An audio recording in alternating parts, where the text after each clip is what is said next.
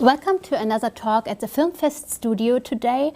My name is Ilona. I am the artistic director of Filmfest Bremen, and I have a couple of filmmakers with me in the studio today, coming straight from America to Bremen via the internet.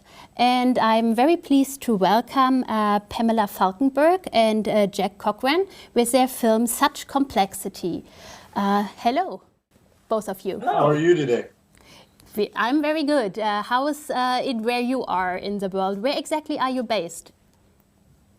Jack lives in Austin, Texas, but today we're at my house in Rockford, Illinois. Right. It looks about like 90 miles from Chicago, because I don't think anybody's going to know Rockford. Probably not. It looks like a sunny day where you are. It is a sunny day. Good. It's about 60 degrees, 55 degrees probably. All right. That sounds nice. In Bremen, it's a little hit and miss in this season, but that's what we get in each April. It's one day, it's like raining 5 minutes, and then sunshines come out and all of this.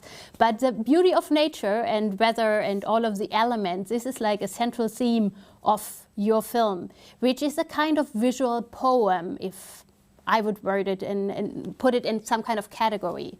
Would you agree that this is a kind of films you're making, like a visual kind of poetry? Yes. Totally. Yes. So, and it's a tribute to nature, to me, in a way. But you use the different elements. You have obviously the film, but you also use words and sounds in a very unique way to combine them. Maybe you tell me a little bit about the process of how you sort of start working on a project such as this one. Well, in this case, there was an announcement of a contest for films that used pieces of new music. And there were 5 of them, and we liked 2 of them, and we ultimately made 2 films. One was called Scary Places, Shapes and Sizes, and then this one, which is Such Complexity, Air and Wood. Air and Wood is the name of the musical piece. And that sounded like forest to me. I don't know why, but it did. So, and we had a lot of footage already, but we shot a bunch of new stuff for it. And then Jack edited that to the music. So, so we think that's interesting because the music definitely came first. And so that, the contest that offered the music with a Creative Commons license didn't actually like either of our films, but we had the Creative Commons license for the music, and we thought, well, there will be places that will like it. So we submitted it as a music video mostly to begin with. But I think that what the problem with that is that I think people thought it was just a formal exercise, whereas we thought there was really much more behind our thinking. So I suggested that Jack should do an erasure poem to kind of clarify things, to make it clear that it wasn't just, it was actually about something. So. And we've always liked the author Peter Volen. I think you would pronounce it Volenben. I believe you probably know him because he's German, and he's pretty famous, I think. And more famous now than when we first discovered his books. And so we found a section of his book that I could extract a poem from. And I think it works quite well, his ideas with the pictures. And for me, the interesting bit is also because, I don't know, have you been to Germany or to Bremen before, like ever in your life? Never. No. Because but I know Bremen is very forested. Yes, it is. Yes. And also you're running in the regional competition this year as well, because the music composer that you mentioned earlier, he actually lives in Bremen. Esat Nashashibi. I did not know that. So you're also eligible for the Bremen category, though you've never unfortunately been here yet. So one day in the future you have to come and meet your composer here in Bremen. We would love that. I'd love that, yeah. Yeah, he's very happy that the film is showing here. So he might be great. That's excellent. That's excellent. Because, of course, until you just told us, we wouldn't know whether the composer would actually like what we did. Yes, yes. But we're very happy to hear that, because yes. we think it's a beautiful, beautiful piece of music. Yeah, it evokes a lot of emotions. Like also the film, I think you use different shutter speeds to create this image of like different speeds and time passing and all of these emotions that you go through watching nature change as well. And so I think, Pamela, you are doing the camera, right? So is that something very intuitive for you, or do you have a very strict directorial approach? You know exactly what you're going to shoot, or are you more intuitive? It's probably more intuitive on this kind of a film and a lot of our more poetic films, because sometimes you don't really know what you're going to see until after you go back and look at it, you know, because while you're shooting, you don't always, well, you can see the high shutter speed effects pretty well, but the when you slow things down in post, that you don't know how magical that's going to be until afterwards. But it does help to have a good eye, which we both do. And Jack, you know, earned his living for many, many years as a cinematographer working out of LA and London. So certainly, you know, visually, he's also very good. But a lot of times we're shooting with a camera car, and he's actually better. He's better at, because he also did that a lot with when he first started out, you know, when they were doing second unit work and that. And of course, getting the moving platform right is important. And of course, we don't have the kind of money that he had sometimes when he was working on big productions. So it's, you know, pretty simple for us. It's, you know, it's a car and we're walking.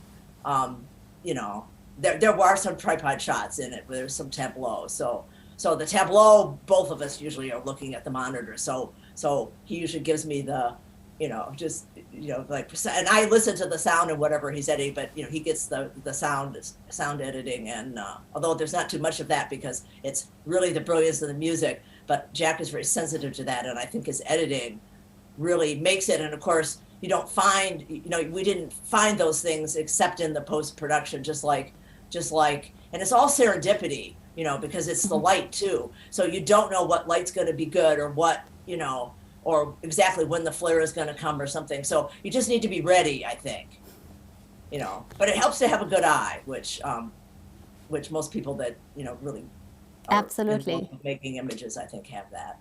Absolutely. And Jack, when you're not working on movies, are you writing, or are you writing poetry by itself, or do you always combine it with visuals? No, I write poems by themselves, but mostly we turn them into movies. I don't know. I mean, all my life I've written poetry, and I had a whole bunch of poems, and I turned them over to Pam, and she said, "Well, you should make films out of them." And that's how we got started making poetic films. So it's all good. And then after we started doing that, we tried to figure out, you know, what kind of festivals to submit to. And it was only then that we really discovered that, I mean, I know the early history of film, that poetry was a strong influence to the early experimental filmmakers. But text wasn't so much, you know, it was poetic visuals. But poetry, so we found a niche kind of with poetry film festivals, but we also, but experimental film festivals and any kind of festival that is kind of eclectic, we might submit our work to. I did not know he was a poet. We knew each other when we were young at the University of Iowa. Jack got an MFA. I didn't know that. He got an MFA in writing at the Iowa Writers Workshop. And then he said really didn't feel like he was like ready, and he didn't really want to teach writing. So he entered the film program. That's where I met him. And we made films when we were young, but he never told me about all that or that he wrote. So, but I think his poems in the form of films is a good match because his writing tends to be very spare. So and somewhat, sometimes I think somewhat closed off, although I really like his poetry. So I'd said it could be like he used to be inspired by like a Polaroid photo, and then so it was like so there were photos, and then there were, you know, text of it. I think, well, it could be, you know, you could deliver them in a box. It could be a website where you put up the Polaroids, and then, you know, people could follow the links. They could kind of create their own experience. But I said, but you are a filmmaker. Why shouldn't they should be films? And not every film we make is a poetry film, but very many of them. Yeah. And our first film together, when we reconnected like 35 years later, he didn't want to be an academic, and he left for Hollywood. And I said I would go with him, but he said, no, you need to stay and get your PhD. And I said, there's other graduate schools, but he wasn't really ready. So he had a whole other life for like 30 years. And then LinkedIn at some point told him that he might know me. LinkedIn never told me that I might know him.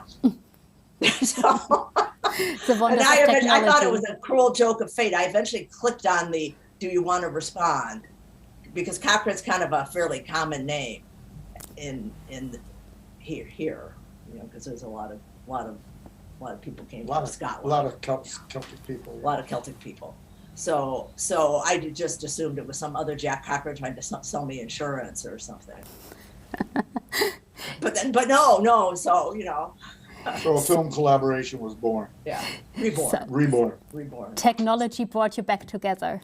It did. So that is actually one good thing that technology sometimes does. It connects people, and this is also how we can talk today, even though you cannot attend in person. And we will also be live streaming certain events from the festival. I hope you will be attending from afar, and I definitely hope to see you back with other works in the future. I really enjoy the combination of the different forms of art you put together, like be it in words, in visuals, with the music. So keep it up, and I'm looking forward to the next outlets of your creativity. And definitely wish you best of luck in the competitions this year. Oh, thank you very much. Yes, and thank you so much for including our film in your festival. We really like Filmfest Bremen, and we really do hope we can be there. Someday we'll get there. Yeah. Absolutely, and then we'll make sure you will meet your composer. Yes, we're looking forward to that. Thank you very much for stopping by, and talk to you very soon. All right. Bye-bye. Bye-bye. Goodbye.